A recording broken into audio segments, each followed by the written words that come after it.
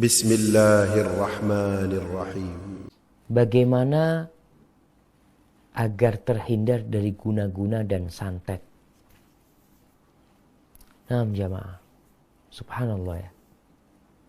Guna-guna dan santet ini termasuk dosa besar yang ternyata masih cukup banyak di Indonesia. Walaupun mungkin sudah berkurang, tidak seperti masa lalu. Anak ingat di kampung anak dulu, ketika anak SD ada tuh dukun santet di kampung. Kita biasanya kalau maghrib itu sering melihat seperti panah api. Itu sebelum maghrib. Itu orang kampung mengatakan itu lemparan tukang-tukang santet dan guna-guna. Waktu di pesantren dulu kita pernah melihat lampu berjalan. Lampu minyak tuh terbang. Iya, sihir dan santet. Bagaimana cara kita menyelamatkan diri dari santet dan guna-guna? Kita tahu bahwa santet dan guna-guna adalah dari syaitan. Dan tentunya menyelamatkan diri dengan cara kita membentengi diri kita dengan zikrullah. Di antara yang perlu dibaca adalah Qul huwallahu ahad, Qul a'udzu birabbil falaq. Kita lihat nih, min syarri ma khalaq. Kita berlindung kepada Allah, Rabbnya subuh, dari kejahatan ciptaannya. Wa min syarri ghasiqin idza waqab. Dan dari kejahatan malam apabila telah gelap gulita. Wa min syarrin naffatsati fil uqad. Nih. Dan dari kejahatan tukang-tukang sihir, tukang-tukang santet yang mereka meniup buhul-buhul tali mereka. Wa min syarri hasidin idza hasad. Dan aku berlindung ya Allah dari kejahatan orang yang hasud kalau sedang hasud. Biasanya santet ini dari orang-orang yang hasud, yang iri dan dengki. Maka berusaha untuk membaca itu. Qul a'udzu birabbin nas. Baca ayat kursi sebelum tidur. Ayat kursi setiap selesai sholat. Zikir pagi dan sore. Pagi dan petang dibaca.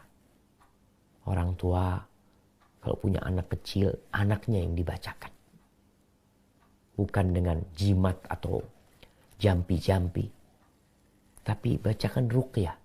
Rasul SAW meruqyah cucunya Hasan dan Husain. Dengan mengatakan u'idzukuma bikalimatillahi tammati min syarri syaitanin wahama wa min kulli ainin lama. Aku memintakan perlindungan untuk kalian berdua. Dari kejahatan setiap syaitan.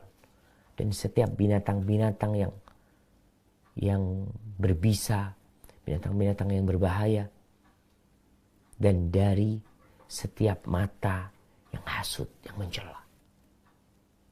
Kata Nabi SAW, Kana Ibrahim alaihissalam. Dulu Nabi Ibrahim alaihissalam biasa membacakan hal ini untuk Ismail dan Ishak.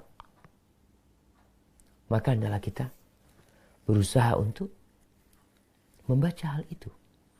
Kemudian rumah kita juga perlu kita membaca Al-Baqarah. Baca surat Al-Baqarah.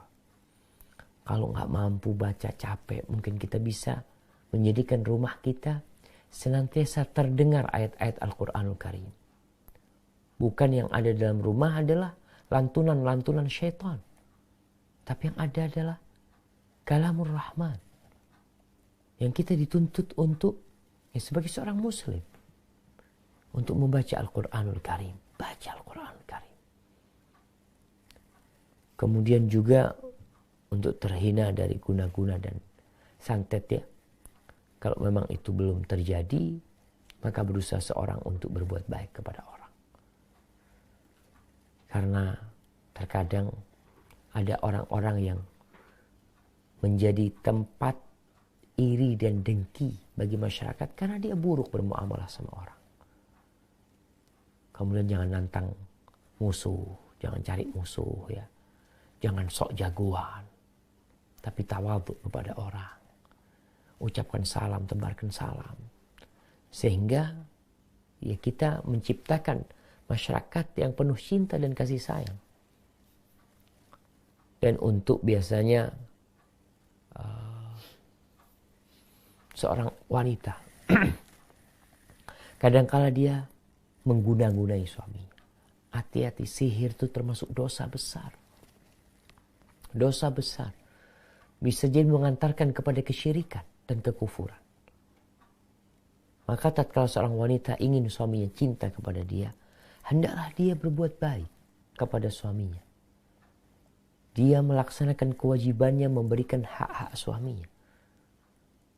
Semoga Allah Jalla Jalaluh menjadikan suaminya jadi cinta kepada dia. Karena Allah menjadikan cinta dan kasih sayang. Terkadang penyebab orang mengguna-guna hasut terhadap temannya. Pedagang biasanya. Kita kadang-kala melihat restoran. Dia pakai guna-guna, yang sini pakai guna-guna. Dia berharap bagaimana pelanggan yang ada di toko sana pindah ke tempat dia. Makanya perbuatan-perbuatan yang dilarang. Jangan takut rezeki tidak bakal tertukar. Mintalah rezeki kepada Allah. Allah yang membagi rezeki. Kenapa kita harus hasud? Orang yang hasad ini, orang yang tidak ridho dengan pembagian Allah. Fulan naik pangkat untuk antum sakit hati. Antum siapa? Allah yang menjadikan fulan naik pangkat. Dan diangkatnya fulan ke level yang lebih tinggi. Itu ujian buat fulan. Karena pembagian masalah rizki di dunia ini bukan karena amalan sekali lagi. Pembagiannya itu sebagai bentuk ujian buat dia. Yang hartanya tambah banyak diuji sama Allah. Bukan karena amalannya. Karena ada orang-orang yang tidak pernah beramal. Ternyata dia hidup penuh dengan kekayaan. Maka hati-hati dengan masalah guna-guna dan santet ya. Kita seorang muslim hendaklah senantiasa membentengi diri kita dengan zikrullah. Dan kita juga tahu dengan hukum tersebut. Jangan sampai seorang muslim datang ke dukun. Minta jampi-jampi. Minta agar fulan usahanya dibangkrutkan umpamanya. Ya Allah ya Karim. Na'udzubillah min dzalik.